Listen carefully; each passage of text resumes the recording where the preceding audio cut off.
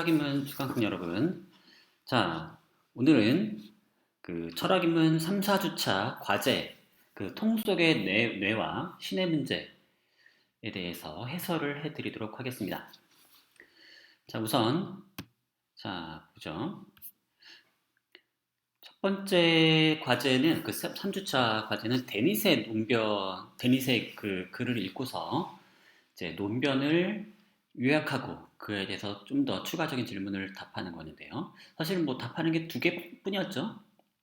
제가 약간 실수를 해가지고 여러분들이 답을 하고서 이제 좀 이따가 설명드릴게요. 어쨌든 자 데닛의 읽을 거리가 그렇게 어렵진 않은데 문제는 그 약간 그 앞부분의 내용과 뒷부분의 내용이 살짝 뭔가 충돌하는 느낌이 있어가지고 여러분이 좀 혼동을 느꼈을 수 있어요.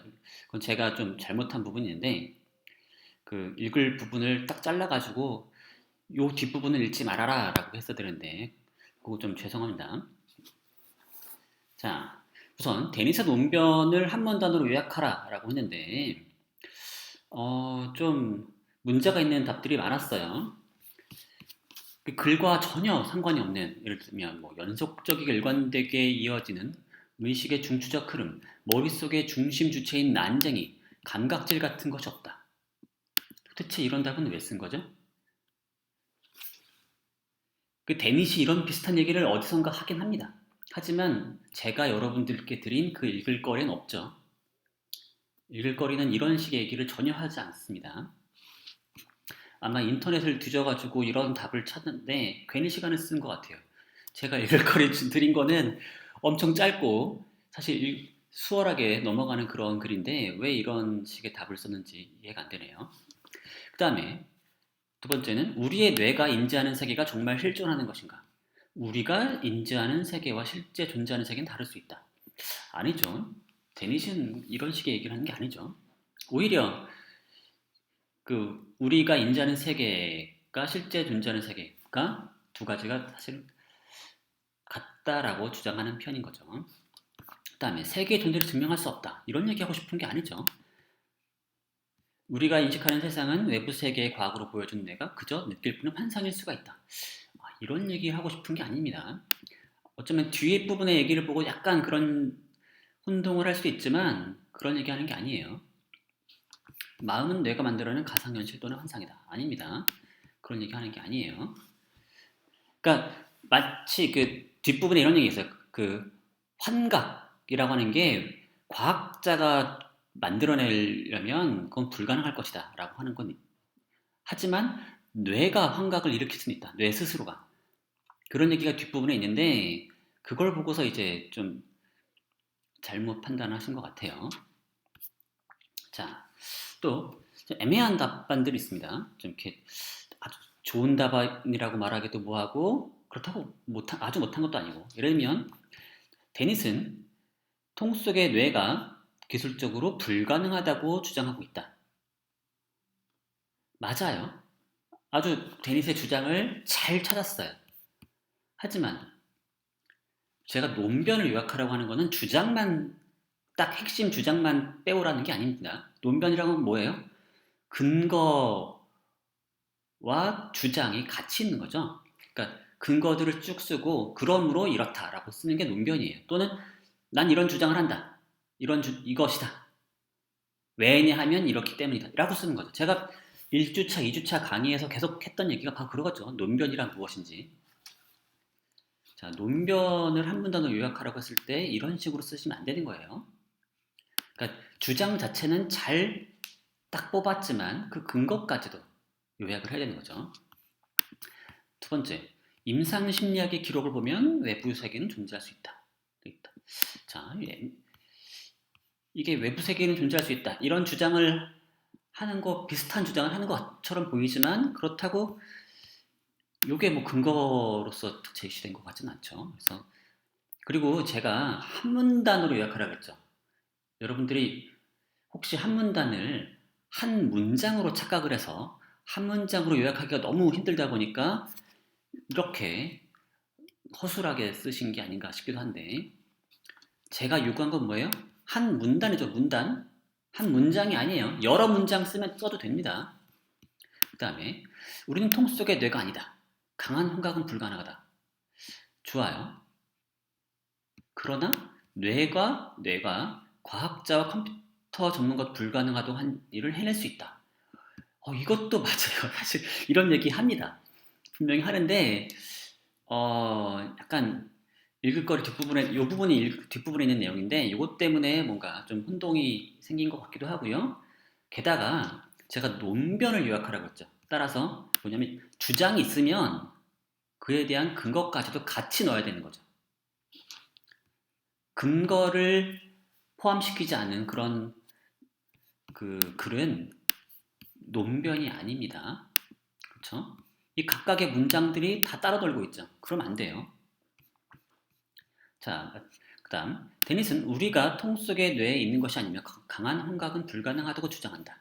왜냐하면 강한 혼각을 보고할수록 환각 내용의 신뢰도가 떨어지기 때문이다. 그러나 강한 혼각이 일어난 예가 없더라도 신뢰할 만한 혼각은 주위에서 자주 경험된다. 그러한 혼각은 전적으로 마음 안에서 생성되었고 실물과 똑같지만 처음부터 거짓으로 날조된 것이다. 이게 사실 이게 데니시 한 얘기들을 잘 썼는데 일단 이게 논변의 형태로 여기까지는 어떻게든 논변이라고 말할 수 있는데 그러나가 막 등장하면서 이제 논변이 흐트러지고 있죠. 자, 이게 사실은 그 데니시 제가 읽을 거를 줬을 때 제가 약간 잘못한 부분이 있는 거예요. 뭐냐면 이 앞부분까지 강한 환각이 불가능하고 통 속에 내게 있는 게 아니다. 라고 하는 거기까지가 이제 핵심이고 제가 여러분들과 이제 나누고자 했던 그 부분이 핵심인데 사실은 데니시 자신의 책 의식의 수수께끼를 풀다라는 책 자체의 관심사는 거기에 있는 게 아니기 때문에 그 뒷부분은 사실은 그 얘기로 넘어가려고 다시 말해서 데니스는 외부 세계의 존재 문제에 관심을 가진 게 아니에요. 그건 사실은 너무 당연한 것으로 사실 전제하고 넘어가는 겁니다. 원래는. 그러니까 데니스 입장에서는 그게 관심사가 아니고 일단 그 외부 세계가 있다고 가정하고서 얘기를 시작하는 셈이기도 하고요. 주된 관심은 어디 있는 거냐면 뇌와 의식의 관계에 관심이 있는 거고 의식을 설명하는 데 관심이 있어요. 그 의식의 매우 신기한 어떤 여러 가지 독특한 특성들을 설명하기 데 관심이 있는 거라서 그래서 제가 읽을 거리 준 그 6페이지짜리 읽을 거리에서 마지막 페이지는 사실은 그 뇌와 의식의 관계에 대한 설명을 하기 위한 어떤 그 출발점으로서 이제 시작되는 거였거든요. 그래서 제가 좀 실수한 부분이 있었고요. 그 점 죄송하게 생각합니다. 자, 그러면 제가 봤을 때 좀 괜찮다라고 생각되는 답안들은 뭐냐? 이런 겁니다. 컴퓨터와 같은 기계로 강한 환각을 만들어내는 것은 불가능하므로 외부 세계는 존재한다. 형식적으로 지금 논변의 형태를 잘 띄고 있죠. 뭐뭐함으로 뭐뭐이다 라고 하는. 그리고 따로 괜찮아요. 그 우리가 가지고 있는 어떤 인간이 가진 컴퓨터 같은 기계로 강한 환각을 만들어내는 것은 불가능하므로 외부 세계는 존재한다. 우린 통 속의 내가 아니다. 이런 식의 논변 맞죠? 물론 좀 너무 좀 비어있는 게 좀 많아서 좀 더 채우면 좋을 것 같긴 한데 그다음 아무것도 없는 상태에서 오직 머릿속에서 신경을 조작해 환상을 만들어내는 것은 현재 인간의 기술은 어림없는 일이고 아마도 영원히 그럴 것이기 때문에 우리는 통 속의 뇌가 아니다. 아주 좋아요. 좋습니다. 자, 그렇죠. 우린 통 속의 뇌가 아닌데 그 이유는 뭐냐면 그런 통 속의 뇌이려면 뭐가 필요해요? 우리 통 속의 뇌에게 강한 환상을 주입해야 되는 거죠. 근데 강한 환상을 주입하는 건 어림없는 일이다. 우리 인간의 기술로는. 현재로도 어림없는 일이고 아마도 영원히 그럴 것이기 때문에 라는 얘기를 하고 있죠. 다만 왜 그런지가 또 써 있어야 되죠. 있으면 좋을 것 같아요. 사실은 데니스의 논변의 핵심 부분이 좀 살짝 빠져있는 게 아닌가. 그러니까 전체적인 얼개는 있는데 데니시 왜 이런 현재 인간의 기술은 어렵다고 하는지에 대한 이유가 있는데 그것까지 넣어줬으면 좀 더 완성도가 높았을 것 같아요. 자, 그 다음에 결론부터 이야기하면 자, 이분의 답안이 전 꽤 마음에 들었는데 다만 형식적으로는 좀 아쉬운 부분이 있어요. 왜냐면 그 논변이라면 주장이 있고 그에 대한 근거가 있어야 되고 그걸 연결해주는 말이 필요하죠. 그러므로 아니면 왜냐하면 이런 말들이 있어야 돼요. 근데 그게 없어요. 그래서 제가 좀 그걸 넣어줬습니다. 자, 봅시다. 결론부터 이야기하면 우리는 통 속의 뇌가 아니며 강한 환각은 불가능하다.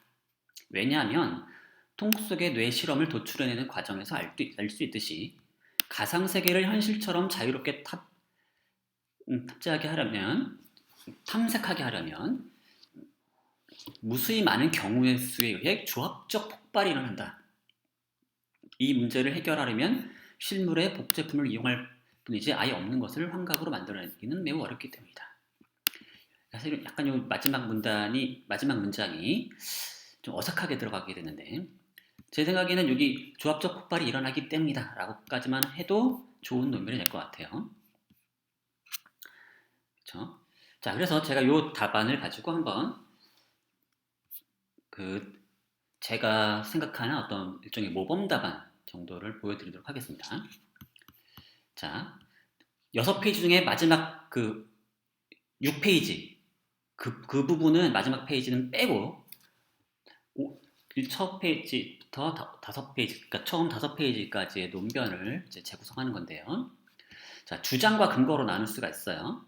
자, 주장은 강한 버전은 우리는 통 속의 내가 아니다 라고 말할 수 있고요. 약한 버전으로는 이런 거죠. 인간의 기술로는 통 속의 뇌를 구현할 수 없다 라고 말할 수 있습니다. 외부 세계가 존재한다. 그게 주장이냐라고 말하면 그건 좀 애매해요. 제가 마치 그런 것처럼 여러분들에게 과제를 소개하긴 했지만 사실은 그게 주장이 되긴 어려워요. 실제로 그런 얘기를 쓴 적도 없고요. 데닛은. 그래서 글 속에서 나타난 것만 탁 뽑아내면 우리는 통 속의 내가 아니다. 사실 이 문장이 정확히 있죠. 그리고 그걸 약간 약화시키면 인간의 기술로는 통 속의 뇌를 구현할 수 없다 정도로 이제 주장을 요약할 수 있고요. 이에 대한 근거가 있어요. 자, 왜냐하면 뭐뭐이기 때문이다라는 요 뭐뭐이기, 요 네모에 들어가는 부분을 제가 구성해야 되는데 몇 단계로 걸쳐서 또는 몇 부분으로 나눠서 얘기할 수 있습니다. 첫 번째는 자, 우리가 통 속에 내려면 자, 우리가 지금 통 속에 내라고 하는 것은 우리가 강한 환각에 빠져 있다는 거죠. 그러니까 마치 이 가상세계를 통 속에 내에 주입되는 가상세계를 마치 실제 세계인 것처럼 우리가 착각을 계속하고 있다는 거죠. 그렇다는 건 뭐냐면 우리에게 현실감 있는 가상세계를 주고 있다는 거죠. 따라서 현실감 있는 가상세계를 통 속의 뇌에 제공하려면 우리가 VR을 보고 있다라고 하는 것처럼 제공하려면 근데 단지 그냥 VR이 아니라 엄청나게 현실감 있는 그래서 우리가 현실인 것처럼 착각하는 그런 VR을 우리가 경험하고 있는 거죠. 심지어 그 시각적인 VR뿐만 아니라 그 냄새도 맡고 촉각도 맡고 하는 그 오감을 다 제공해야 되는 거죠. 그러려면 매 순간 엄청난 용량의 정보를 제공해야 되는 거죠. 시각적으로만 따져도 엄청난 해상도의 그 시각 정보를 계속 줘야 되고 거기에다가 냄새와 촉각까지도 다 주려면 매 순간 어마어마한 용량의 정보를 제공해야 돼요. 자, 이것만으로도 논변이 하나 성립하는데 여기서 끝나지 않아요. 뭐냐면 더 나가서 통 속의 뇌에게 가상세계에서 상호작용할 수 있는 능력을 주려면 뭐냐면 가상세계 속에서 제가 그냥 수동적으로 관람만 하고 있는 게 아니에요. 제가 영화관 속에 4D, 5D, 6D 그런 영화관에 가서 영화를 관람하고 있는 게 아닙니다. 수동적으로. 뭐냐면 사실은 일종의 게임을 하고 있는 거죠. 게임. 그렇죠. 가상현실 게임에 참여해서 가상현실 속에서 제가 하는 행동에 따라서 그 세계가 바뀌고 제가 경험하는 것도 계속 바뀔 수가 있죠. 맞죠? 단지 주어진 그 2시간짜리 영상 딱 정해진 거를 경험하는 게 아니죠. 그렇죠? 그래서는 제가 이걸 현실 세계라고 느낄 수 없겠죠. 따라서 자, 통 속의 뇌에게 가상세계에서 상호작용할 수 있는 가상세계에서 막 실제로 탐색할 수 있는 그런 능력을 주려면 무슨 일이 벌어지느냐? 조합적 폭발이 일어난다는 거죠. 제가 무슨 행동을 하느냐, 제가 무슨 선택을 하느냐에 따라서 그 선택지가 계속 깔리는 거죠. 매 순간 내가 이 선택을 하느냐 저 선택을 하느냐 매 순간 선택지가 엄청나게 많고 그 선택지에 따라서 그러니까 이 트리가 계속 벌어지는 겁니다. 갈래길이 계속 벌어지는 거죠.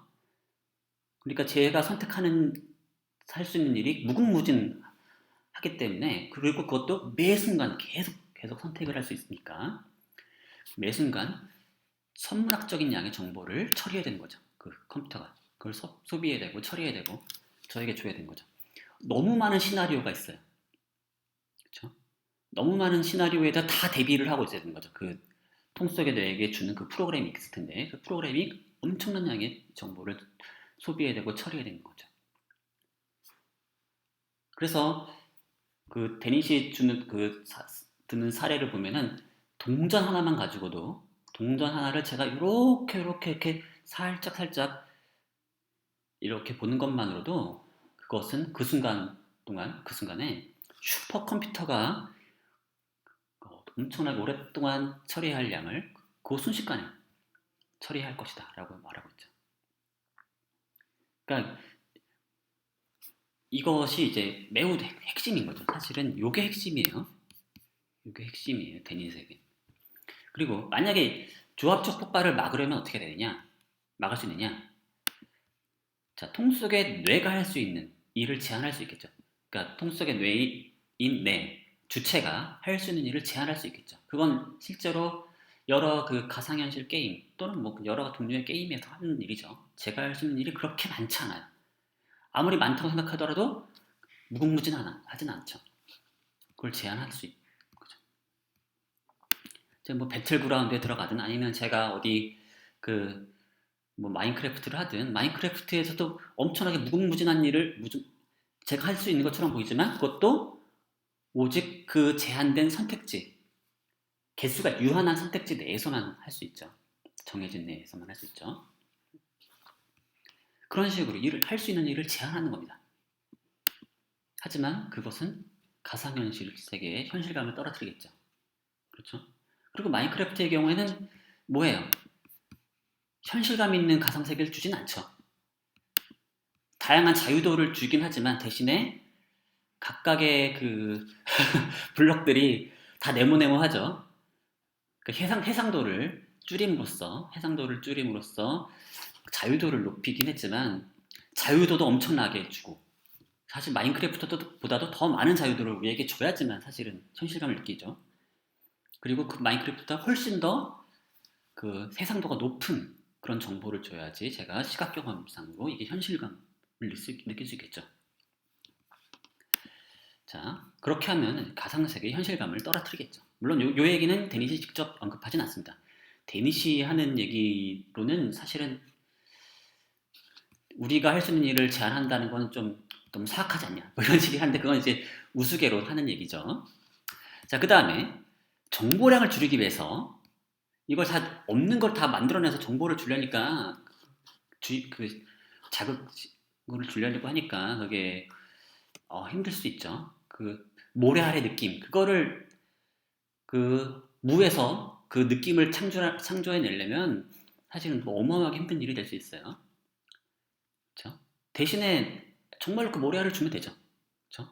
모래알의 느낌을 주려면 모래알과 아주 비슷한 그 복제품을 실제로 눈 감은 상태에서 그걸 만질 수 있게 해주면 되죠. 그러면 우리가 정말 모래밭에서 있는 것처럼 느끼게 착각을 주기 훨씬 쉬울 거예요. 무에서 그냥 맨 땅에서 정말 모래알 비슷한 게 없는 실물이 없는데도 불구하고 그거를 그냥 느끼는 것처럼 제공하는 건 어마어마하게 어렵겠지만 그와의 복제품을 이용하면 훨씬 쉬울 수 있어요. 하지만 그것도 제한이 있죠. 자원을 무한정 이용할 수 있다면 그렇게 할 수 있겠지만 제 손에 막 그런 걸 지워줄 수 있고 제가 딴 걸 하면은 딴 걸 또 지워주고 이래야 되는데 그 정도로 자원이 무한정 있진 않겠죠. 우리가 따라서 결국 해결책은 뭐밖에 없어요? 실물을 제공하는 것. 결국 실제 세계를 제공하는 수밖에 없다는 거죠.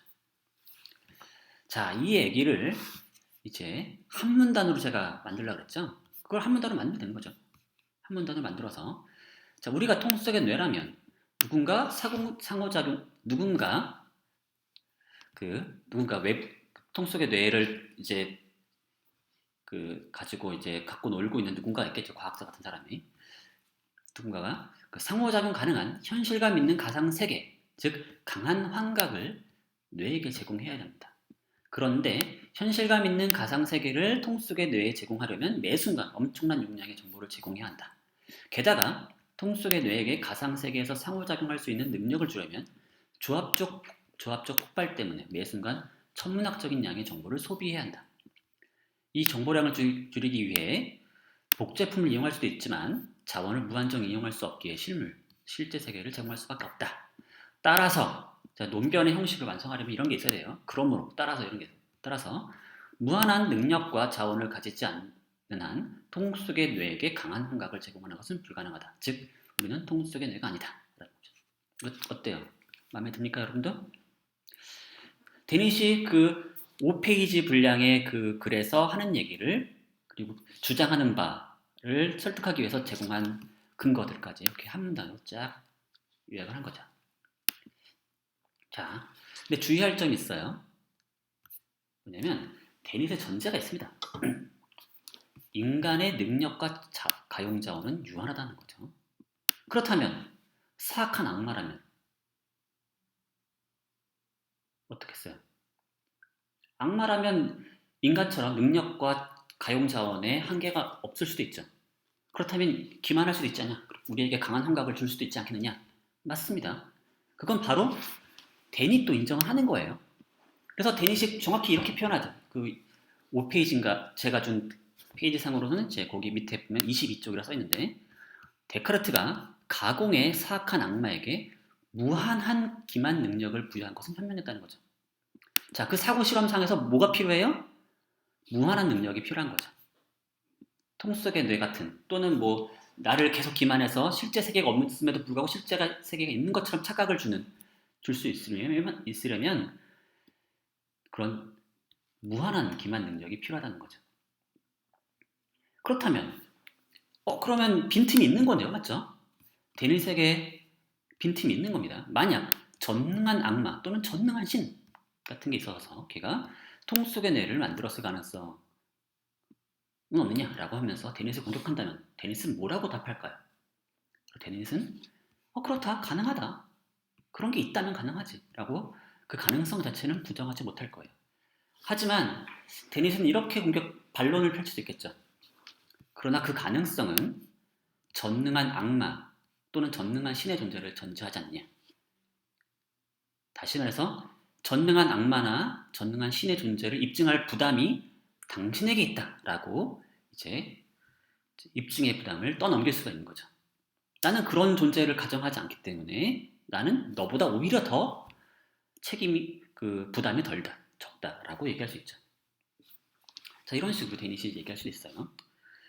자, 또한 제가 그래서 이런 데닛의 논변에 대해서 물론 데닛의 논변을 잘못 파악하신 분도 좀 있었던 것 같은데 어쨌든 전체적으로 여러분이 제시한 선택지를 보시면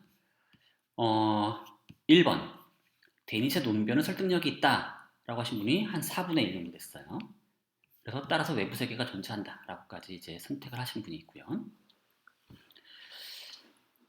두 번째로 데닛의 논변은 설득력이 없지만 외부 세계가 존재한다는 다른 좋은 논변이 있다라고 하신 분이 또 한 4분의 1 정도가 있고요. 절반 정도는 데닛의 논변은 설득력이 없다고 답하셨고요. 외부 세계가 존재한다는 다른 논변도 없다라고 했어요. 자, 외부 세계의 존재를 입증하기에는 데닛의 논변의 설득력이 저는 없다고 생각합니다. 사실 데닛의 의도가 그렇지도 않았고요. 그래서 제가 어쩌면 여러분을 좀 현혹했을 가능성이 있어요. 이런 답변들, 이런 식의 문장들 때문에. 자, 한번 보죠. 원래 제 의도는 뭐였냐면 요 1번 선택지를 선택했으면 1번만 풀고 끝내고 요 두 번째 선택지를 골랐으면 두 번째 문제만 풀고 끝내고 요 세 번째 문제 선택지를 골랐으면 3번 문제만 풀고 끝나는 그런 식으로 하려고 했는데 제가 실수로 요걸 선택한 사람은 그 문제도 풀고 다음 문제로 넘어가고 또 다음 문제까지 넘어가는 그런 좀 불상사를 제가 이렇게 했어요. 제가 그 설문지 설계를 잘못해서 요거 문제를 풀고 나면 딱 끝나게 만들었어야 되는데 다음 섹션으로 제가 넘어가게 그냥 그걸 조정을 하지 않는 바람에 문제가 있었죠. 사실은 3번 선택지를 고른 사람은 3번 문제만 풀고 사실 끝났어요. 1, 2번 문제를 전혀 구경도 못한 채 아마 갔을 거예요. 자, 그러면 이번 기회에 한번 요 3번 선택지를 고른 사람들은 에게 못 본 그 선택 문제들을 한번 보여드리도록 하겠습니다. 자, 이 1번 선택지를 고른 사람들에게 제가 낸 문제인데요. 뭐냐면, 자, 데니스 논변이 일단 설득력이 있다고 고르신 분들이죠. 근데 데니스 논변은 과학적 연구 성과에 신뢰성이 의존하고 있다. 그러나 과학적 연구 성과의 신뢰성을 믿는 것은 이미 외부 세계의 존재를 가정하는 걸 아니냐? 당신은 이러한 비판에 어떻게 답하겠는가? 라고 제가 물었어요. 자, 이에 대해서 일단 통 속의 뇌라고 하는 그 사고 실험에 대해서 지금 공격하고 있다 보니까 이 통 속의 뇌에 상상하는 순간 이런 답이 가능한 것 같아요. 자, 통 속의 뇌도 외부의 자극을 전기 신호를 받는다는 점에서 결국 외부 세계의 존재를 가정하는 거 아니냐? 라고 하면서 되받아치는 거죠. 또 이런 답도 하셨네요. 외부 세계가 존재하지 않는다면 모방할 예시가 없는 세상 속에서 통 속의 뇌에게 주는 강한 감각은 어떻게 얻는 정보인가? 라고 하죠. 이것도 역시 통 속의 뇌라고 하는 게 존재하더라도 내가 통 속의 뇌라 하더라도 그 바깥에 뭐가 있어요? 외부 세계가 있는 거죠. 그렇게 이제 가정하고 있는 거죠. 그렇게 이제 되받아치고 있는 거고요. 그 다음에는 이런 답도 하셨네요. 과학적 연구 성과의 신뢰성에 의존하고 있지만 여기서 나오는 연구는 이론상 가능하다고 가정한 것이기에 이것으로 외부 세계의 존재를 가정했다고 생각하진 않는다. 자, 데니시 과학적 연구 성과 얘기 많이 합니다, 사실은. 그쵸? 뭐 심리학 연구도 언급하기도 하고요. 또는 뭐 컴퓨터 얘기도 하면서 막 초당 몇 비트 이런 식의 얘기 다 그 컴퓨터 과학, 컴퓨터 공학 쪽에서 하는 얘기들을 가지고 온 거죠. 자, 그런데 그럼에도 불구하고 거기서 나온 연구들은 이론상 가능하다고 가정한 것들이기 때문에 이것이 외부 세계의 존재를 가정했다라고 말할 수는 없지 않느냐라고 얘기하는 거죠. 좋아요. 여기 과학적 연구 성과에 의존하지만 외부 세계의 존재를 가정하는 건 아니다라고 이제 되받아친 겁니다. 자, 그 다음에 여기서 비슷한 얘기를 하고 있는 것 같은데 아닌가요? 이거 다른 얘기인가? 자, 과학적 연구 성과 신뢰성이라는 것 자체가 외부 세계라고 정확하게 말할 수 없다.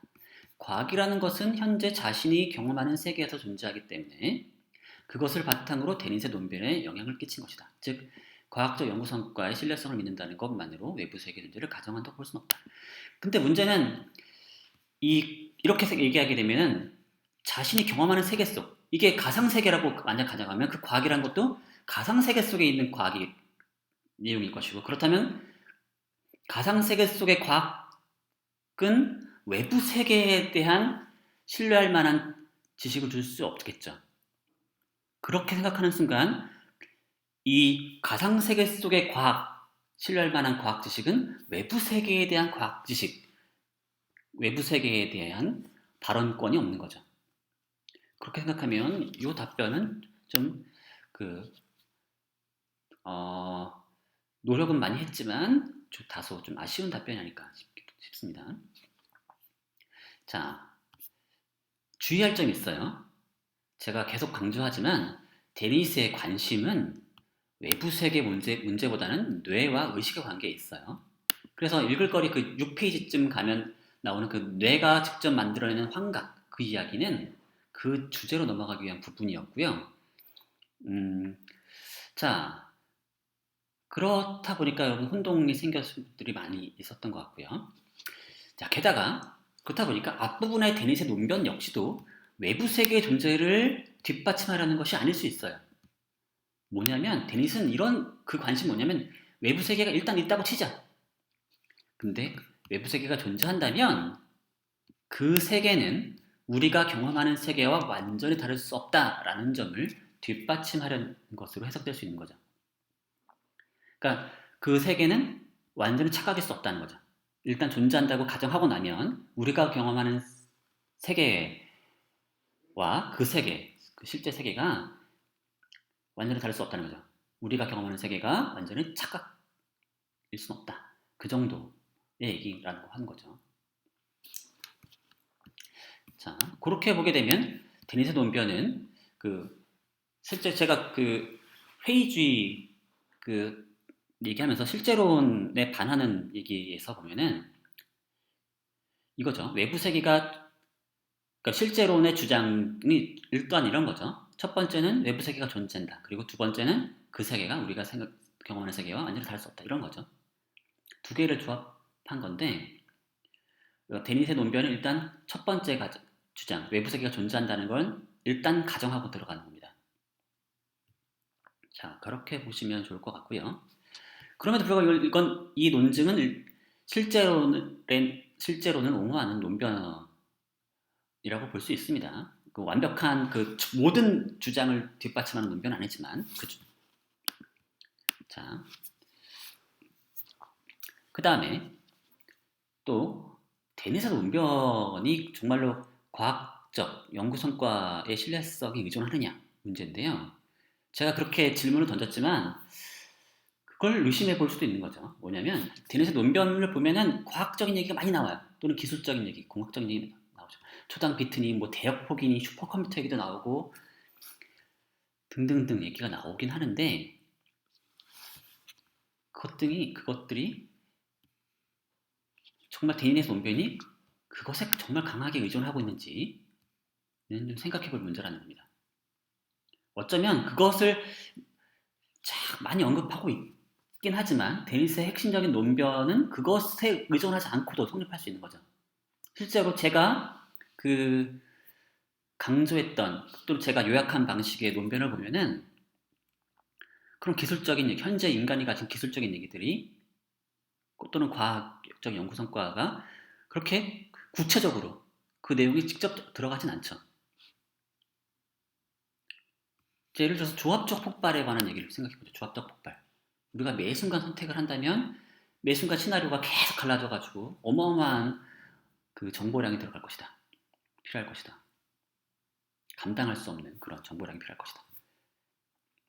따라서 무한한 능력을 가지지 않는 한 인간에게 강한 환각을 제공할 수 없다라고 하는 그런 내용.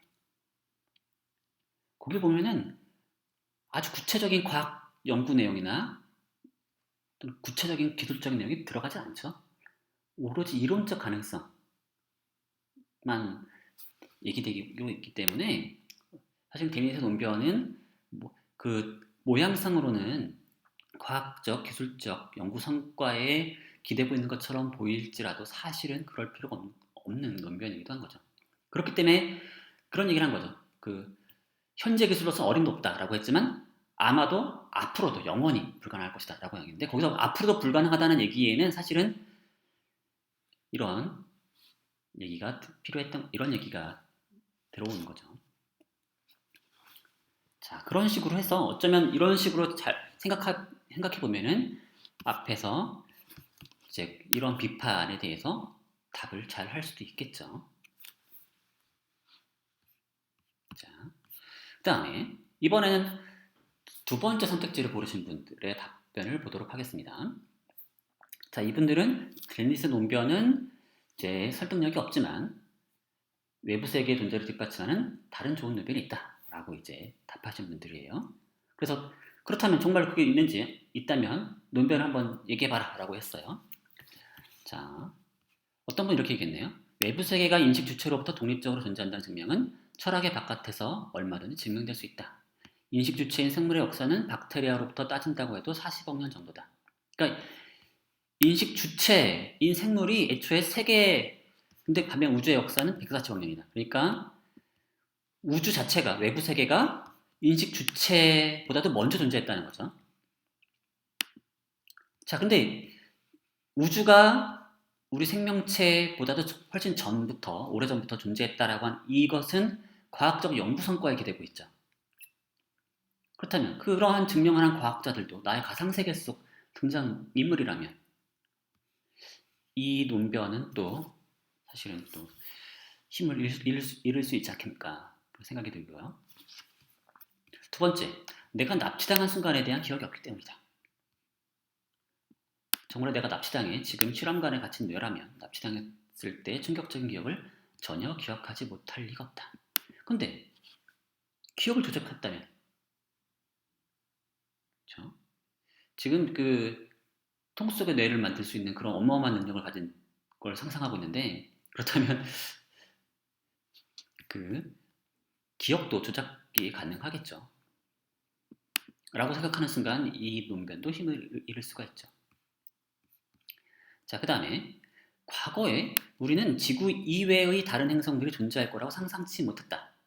하지만 이렇게 기술이 발전하고 우리는 지구 이외에도 또 다른 행성들이 존재한다는 것을 알게 되었다. 이러한 경험을 바탕으로 우리는 지금껏 우리가 생각하지 못하거나 경험치 못한 것도 당연히 존재할 거라고 생각하고 있다. 그러니까 경험하지 못한 것들이 존재할 수 있다라는 그런 생각을 우리가 하고 있다는 거죠. 요컨대 우리가 믿을 수 있는 건 스스로의 경험밖에 없지만 경험을 전혀 하지 못하는 상상 이상의 것이 존재한다는 것을 인류의 역사를 통해 알 수 있다. 따라서 나는 외부 세계의 존재를 믿는다. 다시 말해서 우리가 경험한 것 이외의 다른 것들을 경험하지 못했던 것들을 그래서 상상하지 못했던 것들을 알게 되는 그런 우리의 역사를 통해서 외부 세계의 존재를 뒷받침할 수 있지 않겠느냐라는 논변인데요. 제가 보기엔 약간 허점이 좀 있긴 있는 것 같은데 그 인류의 역사라고 하는 것 자체를 통째로 다 근데 제가 보기에는 나름 열심히 고민해서 잘 만들어낸 논변인 것 같고요. 전 칭찬해 드리고 싶습니다. 그러니까 뭔가 우리의 역사를 통해서 인류가 경험을 전혀 하지 못하는 경험을 통해서 상상할 수 없었던 것들을 실제로 존재한다는 것을 또 나중에 뒤늦게 경험하게 되는 것. 이런 경험이 뭔가 우리 경험 너머에 실제 세계가 존재한다는 것을 알려주는 거 아니겠느냐라고 하는 거. 우리 경험만 가지고는 좋습니다.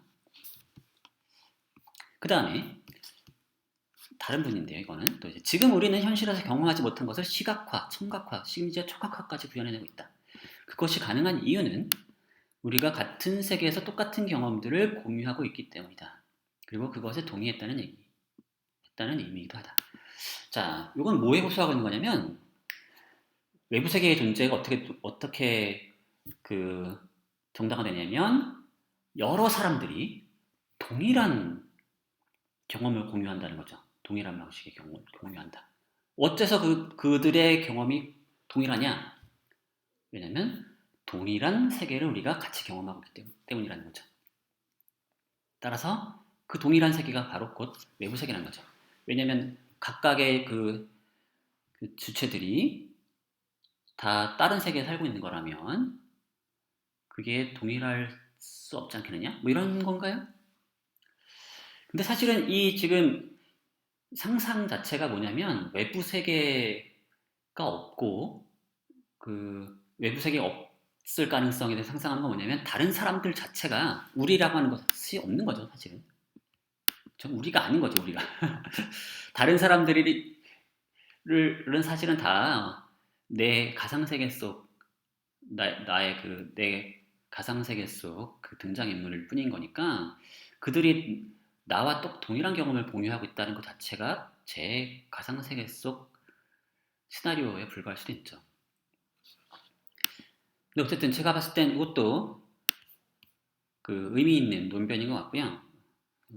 잘 만드신 것 같아요. 칭찬해드리고 싶습니다. 자, 근데 좀 엉뚱한 답변들도 좀 많았어요. 어떤 분들은 과학기술의 발전으로 가상현실의 구현이 가능해졌다. 자, 근데 이 얘기가 여기서 나올 얘기는 아니죠. 지금 외부 세계 존재를 뒷받침하는 논변을 만들어 보라고 하는데 이 얘기를 왜 하는지 잘 모르겠고요. 또는 외부 세계라고 하는 말 자체를 오해하실 분들이 너무 많아요. 뭐냐면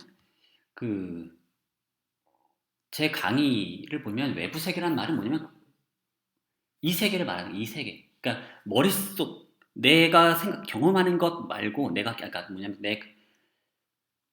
그 내가 경험하는 것이 나 외부에. 그러니까 말하면 생각만 있는 게 아니라 그러니까 여기서 말하는 외부라는 건 뭐냐면 생각 외부의 세계를 말해요. 생각. 나의 관념 외부의 세계를 뜻하는 그런 뜻에서 외부 세계인 거고요. 그리고 아마 여러분 그 교재를 읽어봐도 알겠지만 그 외부 세계라는 뜻 자체가 바로 딱 그렇게 얘기된 건데 아마 교재를 잘 안 읽으셨던 거거나 아니면 그 제 강의를 잘 듣지 않았거나 했기 때문에 이런 오해를 하신 게 아닌가 싶어요.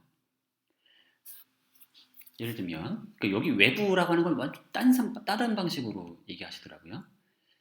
그래서 뭐 저는 외부 세계인 천국이 있다라고 생각한다거나 또 인간이 겪는 수많은 현상 중 과학으로 접근할 수 있는 현상들이 존재하므로 인간은 지금 현재 자신이 살고 있는 세계뿐만 아니라 외부 세계 존재로 인한 세계 사이의 연결고리로 인해서 발생할 수 있다고 가정할 수 있겠느냐.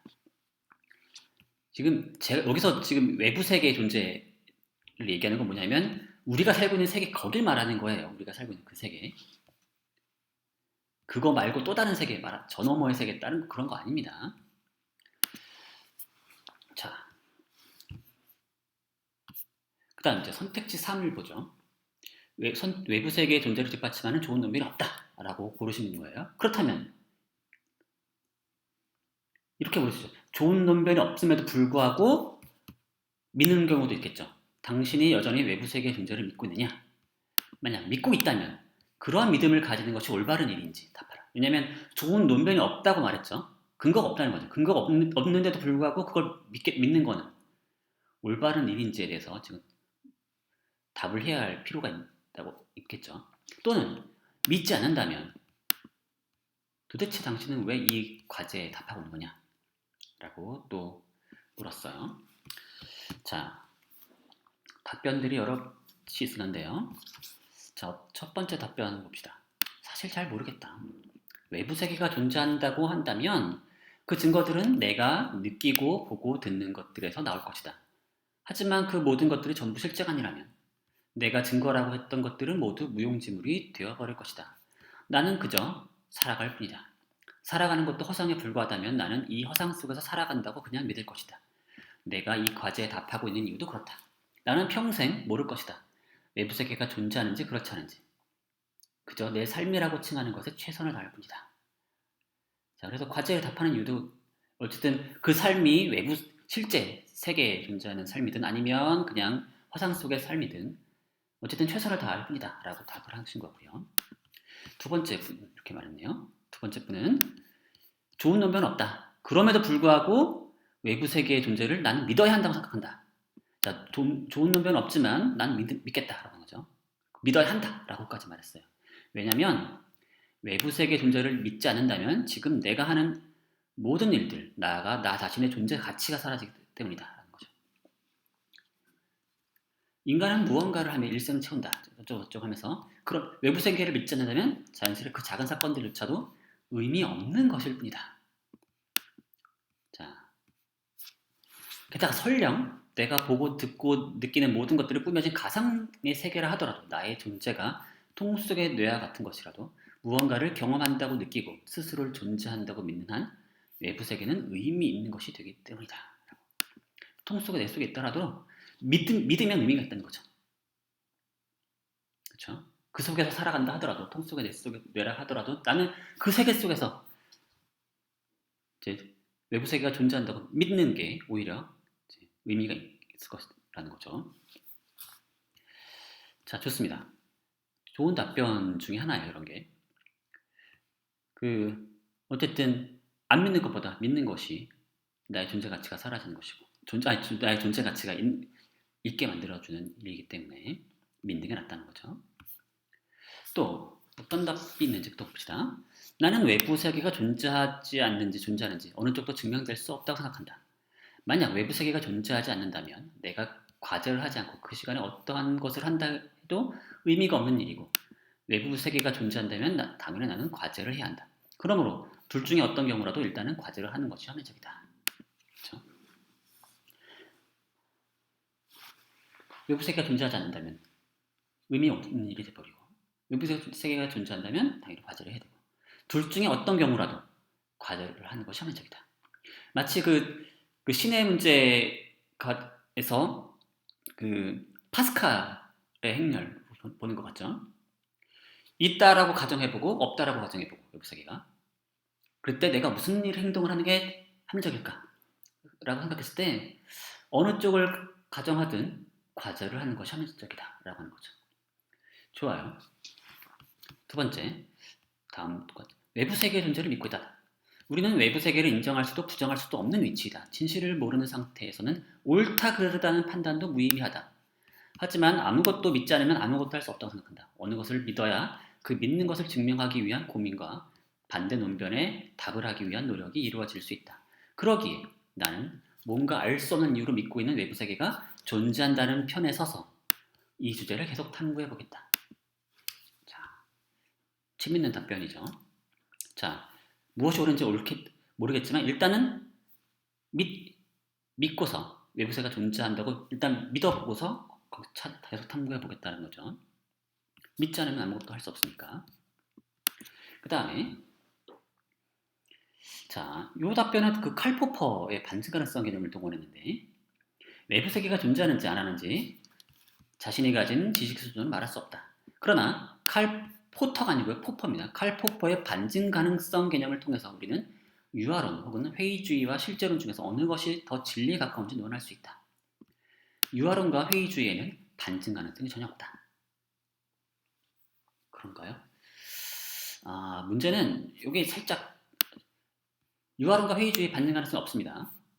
그 칼포퍼의 그 반증 가능성 개념에 따르면 경험을 통해서 반증 가능하냐라고 물어보는 거거든요. 그렇다면 어떤 경험을 하든 유화론과 회의주의가 반박되지는 않죠. 마찬가지로 근데 뭐냐면 실제론도 반박이 안 돼요. 도대체 어떤 경험을 제공해주면 실제론자들이 나 틀렸다라고 인정할 수 있을까요? 그런 식의 경험적 증거는 나올 수 없죠. 따라서 실제론 역시 반증 가능성이 없죠.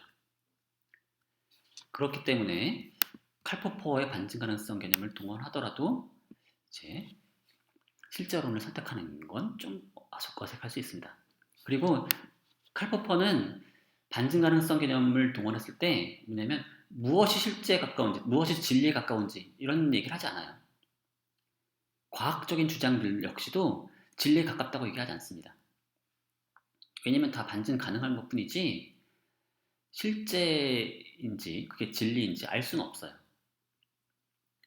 물론 노력은 할 수 있죠. 실제 그 진리를 추구할 수는 있지만 그건 알 수가 없다라고 약간 비관적으로 얘기하는 편입니다.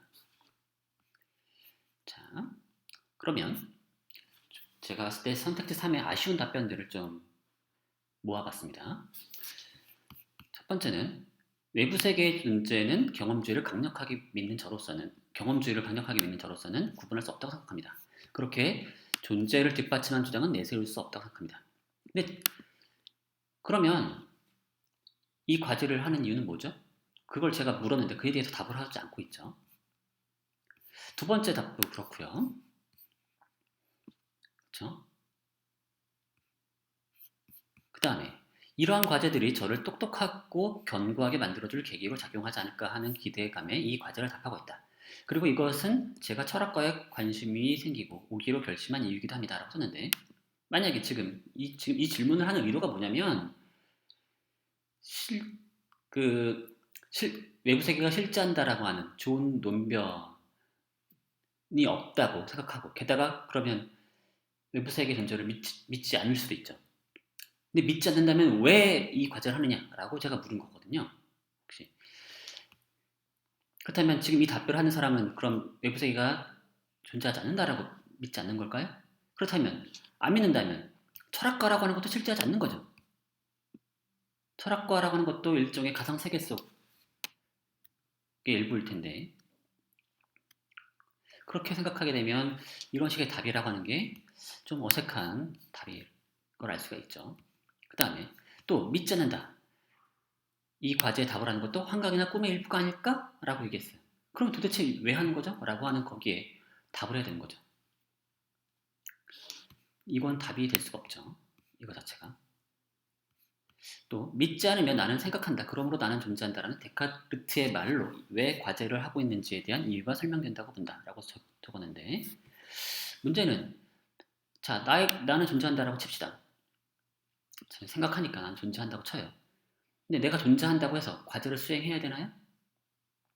그 과제 자체는 외부 세계가 아니라 자신의 상상 속 세계의 과제를 하더라도요. 여기서 말하는 존재하는 나는 사실은 생각하는 주체로서의 나인 거죠. 주체로서는 존재하더라도 외부 세계는 존재하지 않을 수도 있는 거죠. 물론 데카르트는 제가 강의에 따르면 아주 신을 이용해서 외부 세계가 존재한다고 보장을 하긴 했는데 그런 거 사실 요즘 철학자들이 그런 논변이 그렇게 설득력이 있다고 생각하지 않거든요. 자, 그래서 좀 아쉬웠었고요. 자, 이제 다음 과제로 넘어가야 되는데요. 자, 이번에는 이걸 봅시다. 잠시만요. 이걸 잠깐 내리고요.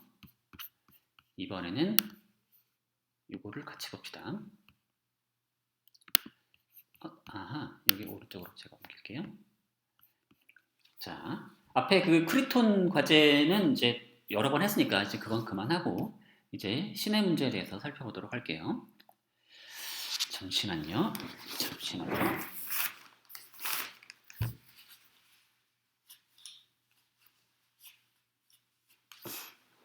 자, 제가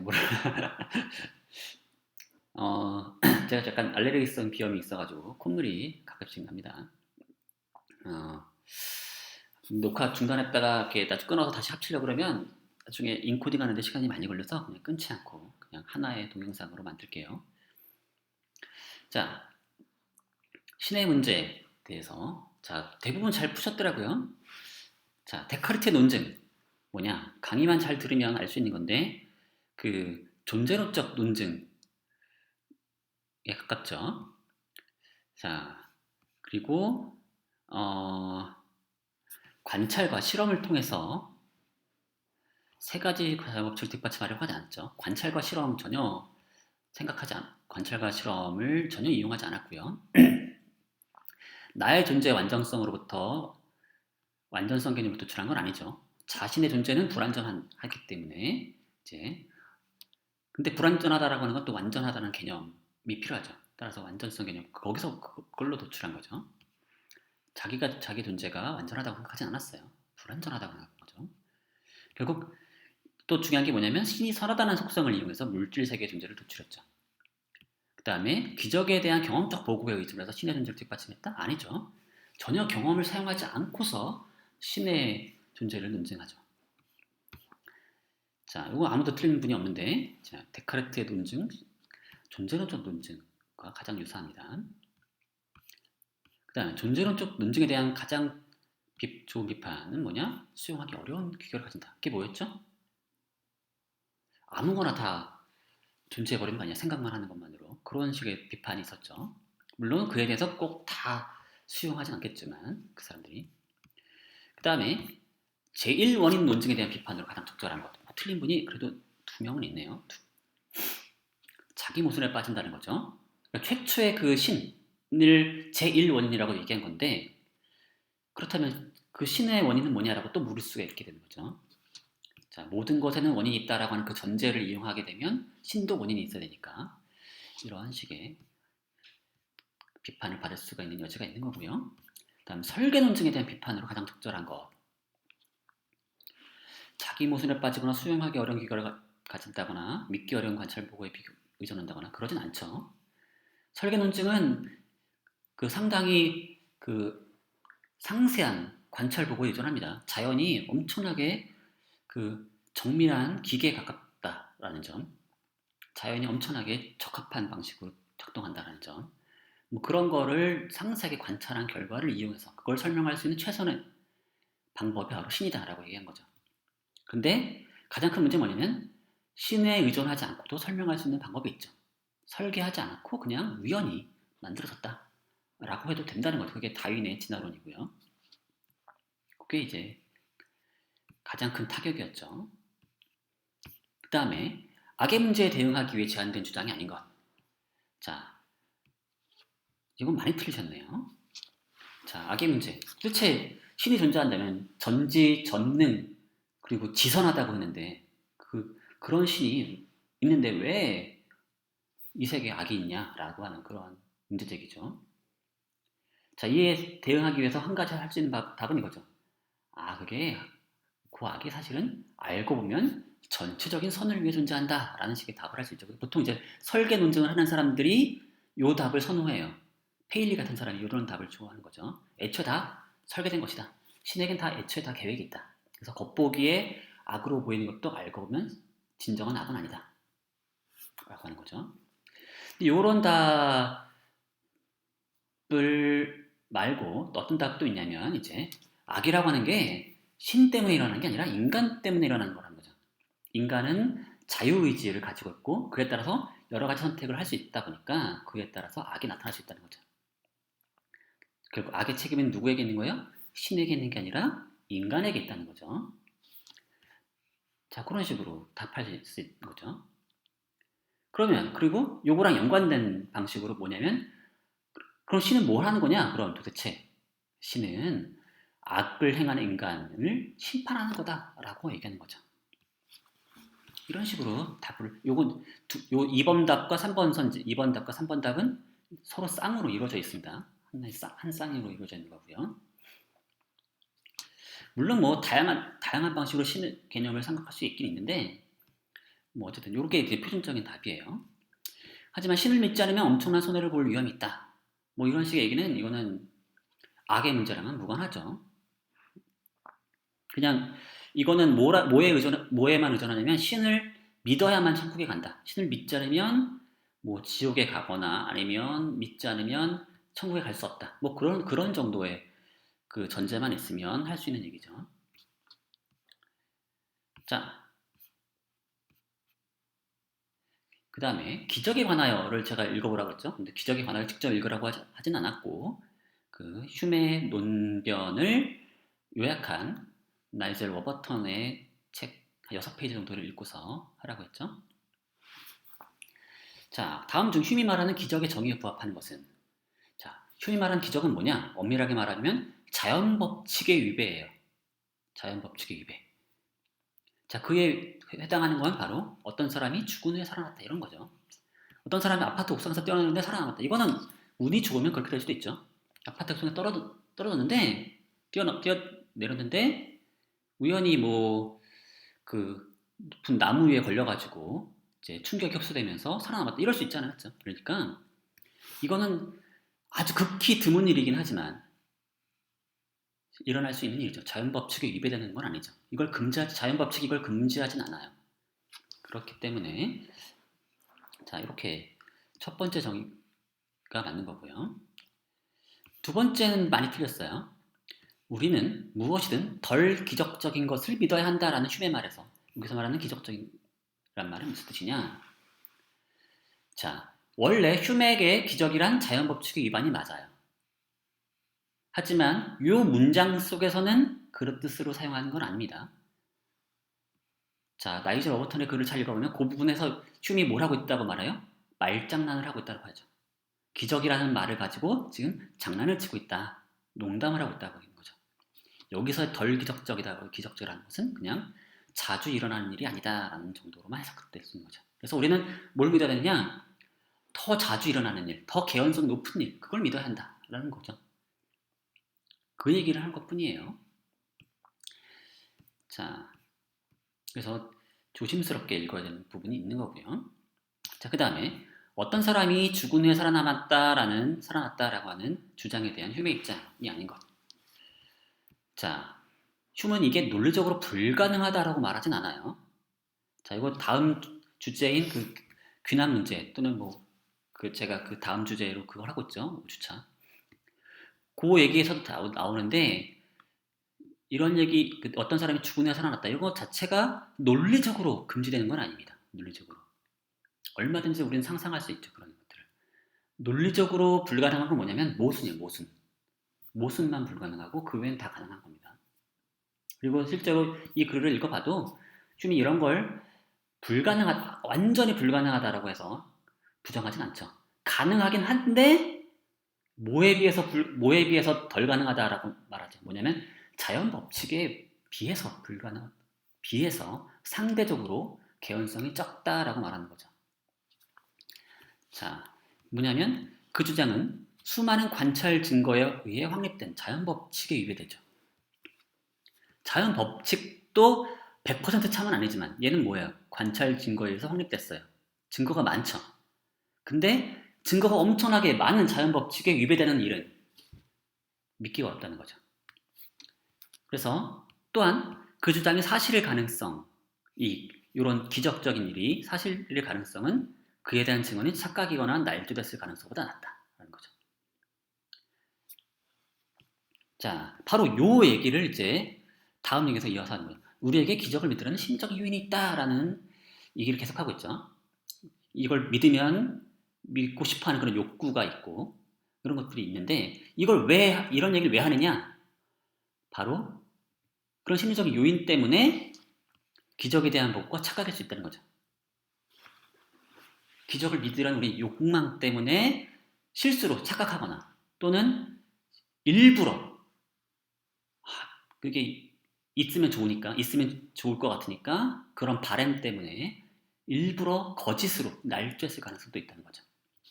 그리고 그런 가능성이 아주 작은 게 아니라 상당하다는 거죠. 가능성이. 그래야 뭘 얘기할 수 있어요? 그 주장이 사실 기적이 정말로 일어났을 가능성은 그 증언이 착각이거나 날조했을 가능성보다는 낮게 되는 거죠.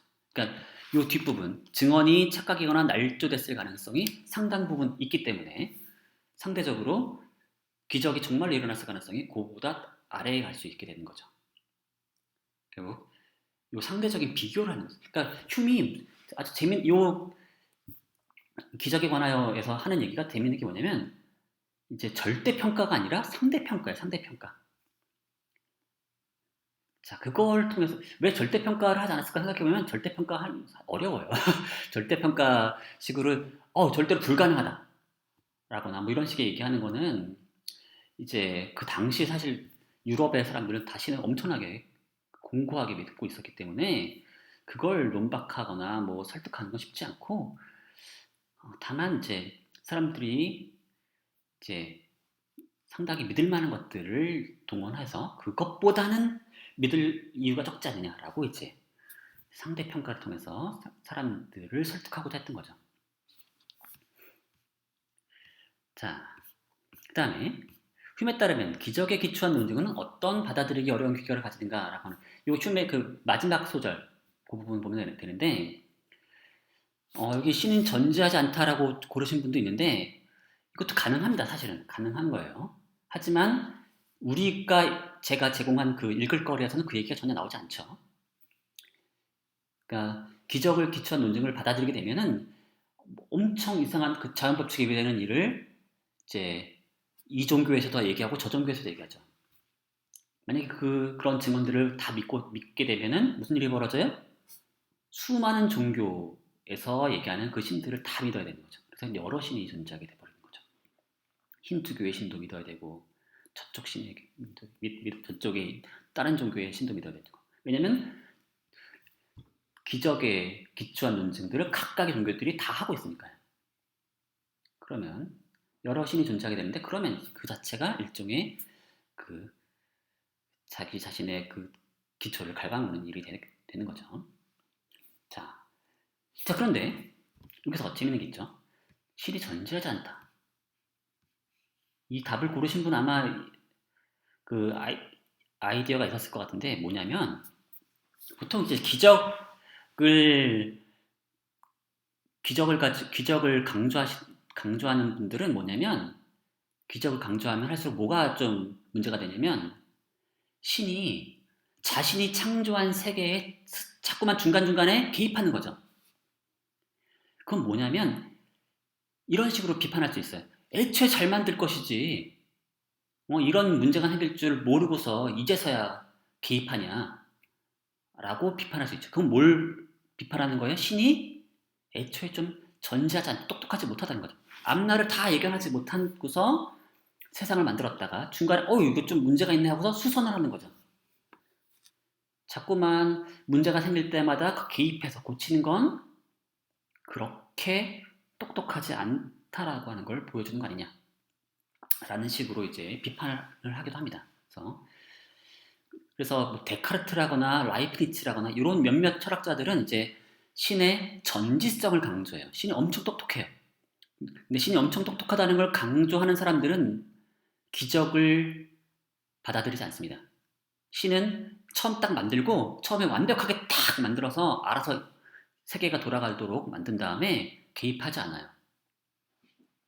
그게 바로 이제 그 보통 이제 이신론이라고 부르는 건데요. 그런 이제 입장들도 사실은 그 당시에 또 신에 대해서 별로 잘 안 믿는다고 비판받기도 합니다. 자, 반면에 그 기적을 강조하는 사람들은 주로 어떠냐면 신이 전능하다는 걸 강조해요. 신이 원하면 마음대로 할 수 있지. 왜 자기가 만들고서 가만히 있어야 되느냐? 라고 하는 거죠. 신이 원한다면 뭐든 할 수 있다. 그래서 마음대로 중간중간 개입하고 자기 맘이지. 라고 하는 걸 얘기하는 거죠. 그래서 신에 대한 관념이 사실 유럽 사람들의 관념 속에서 되게 여러 가지가 결합되어 있고 어느 쪽을 강조하느냐에 따라서 여러 그 교파가 나눠져 있는 거죠. 그래서 어떤 사람들은 그래서 아까 설계 논증 강조하는 사람들은 사실 기적 얘기 별로 안 합니다. 페일리 같은 사람들, 그 사람도 기적 얘기 안 해요. 잘 안 해요. 반면에 이제 심판 이런 거 강조하는 사람들은 또 이제 기적 얘기 좀 가끔 강조하고요. 그렇게 이제 사실은 단일하지 않다라는 점, 되게 이질적인 요소들이 서로 있고 뭘 강조하느냐에 따라서 서로 다른 입장도로 갈리기도 한다는 점 얘기 드릴 수 있겠고요. 일단 마지막으로 휴면 논증에 대해서 자유롭게 평가해보라고 제가 얘기 드렸는데요. 자, 이건 또 다시 이걸 내리고 다시 한번 이거를 한번 합쳐서 보도록 하죠. 자, 여러분들이 좋은 평가들을 많이 주셨어요. 자, 이렇게 얘기했네요. 어떤 분, 휴면 논증에 동의한다. 자신의 개인적 경험에 기초해서 휴면 논증에 동의하는 이유를 썼어요. 밤하늘에 유난히 반짝이던 별을 보며 걷던 중에 그 별이 점점 가까워지길래 UFO인가? 하고 봤는데 사진 찍었는데 알고 보니까 걔가 드론이었다. 이런 경험을 통해 휴면 논증에 공감이 갔다는 거죠. 엄청 기적적인 일처럼 생각했지만 자신의 착각이었다는 걸 나중에 알게 됐다는 거죠. 자, 그런 것처럼 기적은 착각이 일어날 가능성이 높다라고 하는 휴면 논증에 상당히 공감을 한 거고요. 두 번째, 신이 존재할 가능성을 열어둔다. 그렇죠. 가능성을 열어뒀죠. 그 점에서 이제 극한을 달리는 의견이 아니었다는 점에서 좋았다라고 계신 분이 있었고요. 그 다음에 휴면 논증에서 기적이란 인간의 과학이 발달함에 따라 변할 가능성이 보인다. 자, 뭔가 심오한 얘기가 있어 보이는데 너무 짧아가지고 가늠이 안 됩니다. 부연증 설명이 있었더라면 더 좋았을 것 같아요. 자, 뭐랄까요. 예를 들면 이런 거죠. 휴먼 사람이 죽었다가 살아나는 거. 사실 그 사례가 자주 사용되는 이유는 뭐냐면 그 예수의 기적이라고 하는 그 기적 때문에 그럴 수 있어요. 자, 근데 사람이 죽었다 살아나는 게 자연 법칙의 위배일까요? 도대체 어떤 자연 법칙의 위배죠? 그런 자연 법칙이 있나요? 사실은 인간의 과학이 발전하고 또 기술이 이제 발전하면서 혹시 인간이 죽었다가 살아남게 하는 거, 혹시 살아나게 하는 거 가능할 수도 있지 않을까요? 그게 그 자연 법칙의 위배라고 하는 것은 결국 기적이라고 하는 것은 뭐에 의존해요? 자연 법칙에 의존하죠. 자연 법칙의 위배니까. 자연 법칙은 뭐에 따라 달라져요? 인간의 과학이 연구하면서 계속 발전하면서 바뀔 수 있죠. 자연 법칙이 고정되어 있지 않죠. 그렇죠?